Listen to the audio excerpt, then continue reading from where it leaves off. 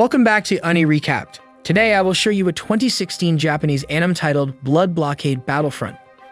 Living among humans in Helsolin's lot, once known as New York City, is supersonic monkeys, vampires, talking fishmen, and a variety of other strange creatures are nothing new. 3 years ago, a portal between Earth and beyond opened, trapping both residents of New York City and beings from the other dimension in an impenetrable bubble and forcing them to coexist. The mission of Libra, a covert group of eccentrics and superhumans, is to maintain order in the city and prevent disorder from escalating to the rest of the world. Our protagonist, Leonardo Watch, is a hobbyist photographer who leads a typical life with his parents and sister. However, he journeys to Helsolin's lot to try to help his sister by learning more about the enigmatic powers he attained after obtaining the all-seeing eyes of the gods at the expense of her sight. He meets Libra shortly after, and when Leo unexpectedly joins their group, he receives more than he anticipated. Want to find out more about the craziness Leonardo witnesses every day? Stay tuned. The story opens up as he writes a letter to his sister Michaela. Leonardo explains that he is doing well and that he is transformed and no longer feels unworthy. In Helsolin's lot 6 months prior, Leonardo is pursuing a monkey that stole his camera. Zap Renfro shows up when there is an explosion and informs Leonardo that he did not come to their meeting place, prompting Leonardo to question whether he works for Libra. A few hours ago, Vivian overheard Leonardo talking to someone at Diane's diner and learning that he was an apprentice reporter. Her father and Vivian, though, give him a burger despite his hunger growling and promise that he would do the dishes later. Then a sonic speed monkey appears, takes his camera, and he immediately begins pursuing it. Leonardo is taken along by Zap, who addresses him as Johnny.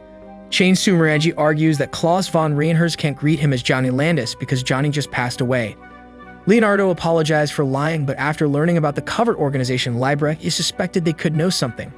Fent, the king of depravity, makes an appearance on television when bored and lets out a demon searching for his other half. He says that with the other half, a gate will open every few minutes. It would be horrible if the demon discovered the entrance first. When Klaus detects something, a gate adjacent to Leonardo opens, demolishing the structure. Shane tells that Klaus protected Leonardo and the gate originated from the monkey, dispelling Zap's suspicion that Leonardo is working for Fent. Then Shane pursues the monkey. Leonardo verifies Klaus's questions about whether he witnessed the assault and whether it was because of his eyes. Leonardo explains that 6 months ago, he was at the Statue of Liberty with his sister and family when a weird creature asked them who would see this through, causing them to understand the other would lose sight. Zap accuses him of taking away her sister's sight, but Leonardo sobs as he reveals that because of his anxiety, his sister gives the creature the order to take away her sight. The HLPD then shows up and opens fire on Klaus and the group, believing they are to blame for the tragedy. Klaus offers Leonardo a job with them, saying they will assist him in reaching his goal, and once more, he extends a warm welcome to him in Libra. He believes Leonardo's eye will be useful to them in this situation. Klaus tells Leonardo he isn't a coward because he is still standing and searching for a solution while the LPD forces around them. The LPD is then defeated, and Klaus orders them to leave. When Zap and Leonardo start hunting for the monkey, Shane calls to let them know it's approaching them and that the fence will soon open. The gate opens as the monkey passes them, slicing everything in its path. When Leonardo notices that Vivian's diner has been damaged, he pledges to assist her. However, Zap defends Leonardo from its onslaught when the other demonic half arrives. Before the gate reopens, Zap instructs Leonardo to take care of the monkey before using his power to cut the demon. He keeps going up against the monster as he regenerates. Leonardo locates the captive monkey among the rubble. He examines it and realizes that the gate is a flea, not a monkey, so he kills the flea. Fent is furious because he believes that by killing the monkey, they would have combined the two halves of the demon. Later, when Steven asks Klaus if he wants to take in the youngster who possesses the all-seeing eyes of the gods, Klaus replies that he does and adds that they should be prepared to handle all eventualities. When Leonardo enters the still-destroyed diner, he orders a coffee and promises to clean up later. As he enters the Libra office, Leonardo notices Zap attempting to attack Klaus, but failing to stop him. According to Klaus, Zap strives to defeat him every time he finds an opportunity. Leonardo works for Dogino Pizza as a delivery boy. Zap opens the pizza and takes it as he makes a delivery. As he thinks back to all the times he was attacked by Zap and sees the pizza, Leonardo asks him to give it back even though he knows he won't pay for it. Returning, Leonardo says that Zap follows him everywhere, but Zap counters that Leonardo is a stalker. Leonardo questions whether Klaus and Zap share the same skills because they are comparable yet have distinct fighting philosophies. A cleaning truck suddenly comes into Leonardo's field of vision, but something about it immediately catches his attention. As soon as Leonardo notices they are being observed, he drives off. Zap then contacts Chain, but Yahabio assaults them after realizing that Leonardo can see through Shiburoba's deception. He is given the go-ahead to take it, and Zap succeeds in getting Chain to follow him by getting his blood on him. Leonardo discovers they are keeping people alive inside their vehicle and thinks they will be used as food. Shiburoba tells him he was the only one who saw through his illusion and then opened his eye to find Leonardo had the all-seeking eyes of the gods.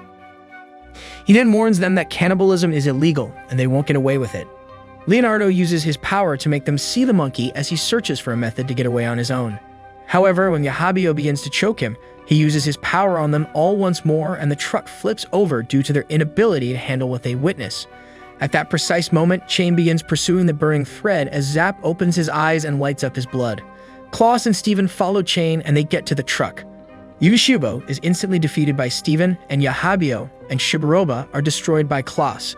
Steven congratulates everyone on saving 19 missing individuals and learning about illusion later in the hospital, where Leonardo is lying in bed covered in bandages.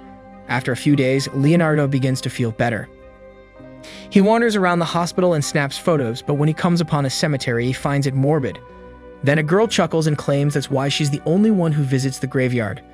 She identifies herself as White, a ghost, and says she recognizes Leonardo's name. Leonardo snaps a picture of White and says, "I see her." White laughs, tells him again that she's a ghost, and jumps at him. The following morning, Leonardo wakes up in his apartment. Half of his room and hotel are gone, and he sees a big monster. The landlord then tells him he has to leave because the place is now a high-end hotel and tourist attraction because a monster showed up.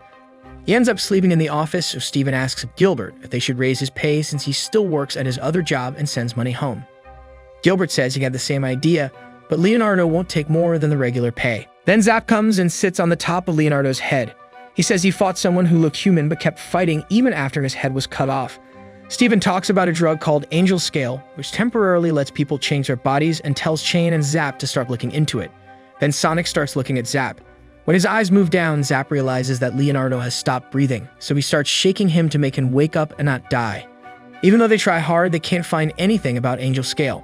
Klaus goes to see KK, and the two go to a mansion. There they meet Don Arlel Iruka Fulgrosh, one of the most powerful bosses in the altered world, who greets them as they enter the mansion. They decide to interrogate Don, but he agrees only under one condition. They have to play a 99-hour chess game. Don Arlel asks Klaus for his second request as they begin to play, and inquires about the origins and routes of the trafficking of Angel Scale. Don Arlel knew that Klaus would want to save the individual and could request a longer game, so he put up 2 games. As they play, Don Arlel questions why Klaus is risking his life, given the significance of the knowledge he seeks. He tells Klaus that Korsakov asked him to kill Klaus, but Klaus responds that because humans are weak sometimes, they act in ways that lack respect for themselves. However, it makes little difference whether they succeed or fail. No amount of failures will change the way he lives. Don Arlel explains to Klaus about the Angel Scales and releases Korsakov after he successfully withholds information for 99 hours. KK then delivers the information to the Libra without delay, and they conduct a raid to end the narcotic. Later, Leonardo spends time with White and shows her the photos he shot while away from the hospital for the previous 3 years. While aboard the train, Leonardo inquiries about people in the city. Klaus remarks that some people emanate light, and Black responds that 25% of the inhabitants of Helseland's lot are humans, 20% are people of an unidentified sort, and 50% are monsters.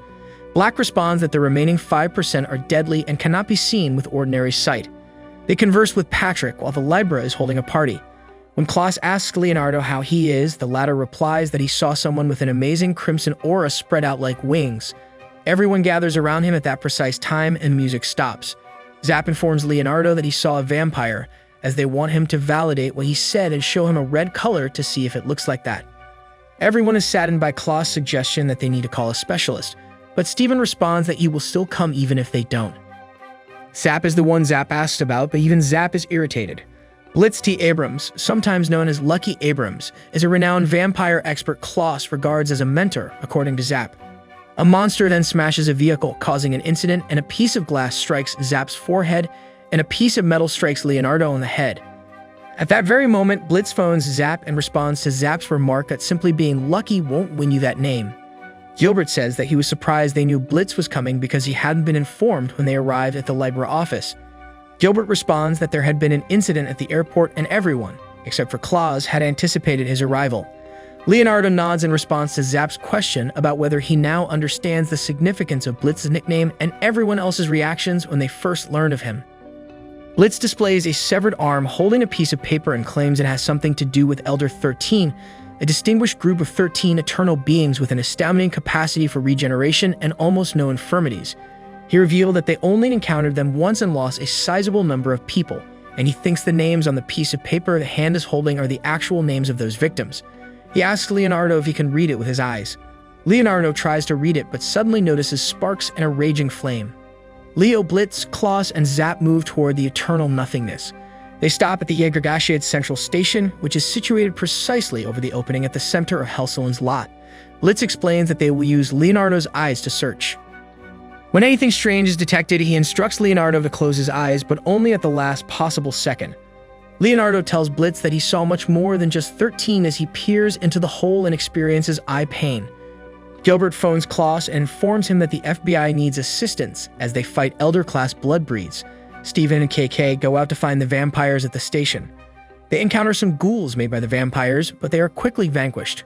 While they run back, Chain records KK and Steven's battle with the vampires and streams it to Klaus. Klaus becomes enraged when he witnesses Steven and KK losing. Even now, there is someone who can bare his fangs against the vampires despite Steven's assurance that they will finally defeat them. Then, when a train passes, Klaus leaps from it and crushes Tonio Andretti with his technique. He then seals Valsh Rozo Valtuvol Jirica after speaking her name and shocking her by knowing it. Leonardo is relieved they made it through today but worries about tomorrow. Then, as he notices the Libra member's aura beginning to burn, he understands that he was mistaken and that there is always a chance that things could change. He remembers his conversation with Black and how he had asked him if he could also see the other 5%. Black said he might be right and asked him to guess who he was because he already knew his name. The following day, White is angry and Leonardo doesn't know why or if he is to blame. Zap sees that Leonardo is upset about something and suggests that they eat. Leonardo tells him they would be late for the meeting if they did that. As they argue about whether to eat or meat, a big monster machine destroys a truck and follows them. Klaus and Blitz go to see Dog Hummer. They haven't seen him in a while, so he is happy to see them. As they free him, Blitz tells him that Aligera, who did this to him, is back. Dog doesn't remember who it is, but Deldro comes out of Dog's body and asks if it's true. Blitz confirms it and says the person probably wants to get them back. In the meantime, Leonardo falls off the scooter and gets stuck on the side of the truck. Aligera goes to help him. Aligera had caught Leonardo and told him how cool her boyfriend was, but she thought he could look better, so she found a handsome man and decided to make them one person. She turned Deldro into the blood and put Deldro's blood in Dog's body, but Klaus took Deldro away. Leonardo asks if she plans to hold him hostage or use his power against him. Aligera says she will use her power to get him back. After Dog sees Aligera when Klaus and Brody arrive, she remembers some of the tests she conducted. He leaps at the monster truck, calls Brody to surround him, and tries to punch it, but the truck is too strong, so he succeeds in stopping it and sending himself flying. Aligera opens by inquiring about Leonardo's girlfriend, or at the very least, a girl he likes, but finds him boring because he cannot respond. She reactivates her giant truck and pursues Dog and Deldro once more. Steven tells Leonardo that they intend to destroy the truck he is in and that Sonic has hidden a communication device for him. Steven wants Leonardo to take control of the truck and drive it to them. Steven freezes its tires to prevent it from accelerating as KK kills the demons guarding it as he turns it. It is launched into the air by Klaus, and Dog and Deldro get ready to hit it as hard as possible. Dog informs Deldro to gather all of his blood into a fist after realizing that won't work.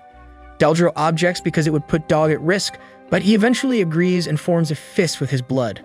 Dog and Deldro punch the giant truck just as it is about to hit them, destroying it and sending it flying. Metal fragments from it fall to the ground as it flies, killing and damaging hundreds. Leonardo is caught by a chain as he falls, ending up in a bloody net. Leonardo spots White later at the hospital and hides. Leonardo wishes to go home, but Sonic won't. Angered, Leonardo goes to White and invites her to a movie. Leonardo expresses regret and adds that the incident made him want to cry since it brought back memories of his family. He also thinks of himself as pitiful because he constantly gets his sister into trouble. White moves closer to him and hugs him after telling him he is kind. As Leonardo is going to cross the street after purchasing some hamburgers, he witnesses a person being struck by a truck. He checks on it, but the individual is all right and continues to beg Leonardo for a burger while claiming to have a different skeleton than humans.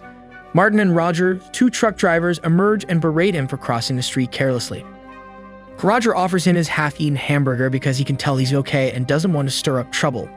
Ned gladly accepts. Zapp waits for Leonardo to bring the burgers to the Lepra office before eating them and remarking that all except the major chains left following the Great Collapse. Zapp reveals that they no longer print graphics on the covers because they detest having people from outside the altar world consume their food and because they are frequently mistaken for monsters. Later, Leonardo and White have a similar dialogue, and White again remarks that it is difficult for different species to comprehend one another. Leonardo then runs into Ned again, and Martin and Roger deliver him some hamburgers while charging him a hefty premium. Ned is aware of Leonardo's comments and adds that he can't buy them himself, and it's difficult to find someone willing to accept them for him. Leonardo remarks that he could have eaten 16 hamburgers for the price he paid as they departed. Leonardo decides to start purchasing them for him without charging him more. They eat burgers for a while, and when the topic of mothers comes up, Ned says that neither he nor his mother has recollections of one another. Martin and Roger got into trouble, and Roger peed himself. Martin put on a gas mask to avoid the smell. Then Rogers hit Ned. Martin tried to stop him from hitting him. Then Ned turned red and let out some spores, which made everyone around him fall. Since Martin was wearing a mask, it took Roger and ran away. Leonardo waits for Ned the next day, but he doesn't show up. Martin figures out Ned's spores caused Roger to forget many things. Shane tells Steven that last night there was a case of a large group of people passing out and forgetting the last 13 hours. Leonardo overhears them and goes to find Ned because he thinks he may be to blame. He finds him, but then he realizes he doesn't remember what happened in the last few hours either. Martin then hits Leonardo and takes him and the other person hostage. Martin and Roger have tied Leonardo and Ned up, and Martin is beating Ned while telling him that when he turns red, he sends out spores that make people forget what happened. He wants to get the spores to get out of trouble and make some money with them. As Ned turns red, Leonardo wakes up and agrees with Martin that what he said is probably true. Ned tries to hold on to the spores because he doesn't want to forget about Leonardo and miss eating burgers with him. Martin and Roger keep hitting him, but Leonardo stops them with his eyes. Martin then gets mad and hits Leonardo with a bat. When Ned sees this, he gets angry, turns red, and sends out a lot of spores. This causes a mass amnesia event, which makes everyone forget what happened in the last 2 weeks. After being released from the hospital, Leonardo decides to eat a burger. He is confused about why he ordered 2, and when he sees the burger, he starts to cry. He sees Ned running toward him and getting hit by a truck, but since Ned is okay, he asks him to give him his burger. Leonardo thinks they've been here before, but decides to give him his burger anyway. Later, Leonardo goes to see White, where he sees a boy he remembers seeing in the subway. White says it is her older brother, and he says his name is Black. Wait, what is Black, the older brother to White? What a cliffhanger. To find out more, please check our part 2. If you enjoyed the video, please like, share, and comment.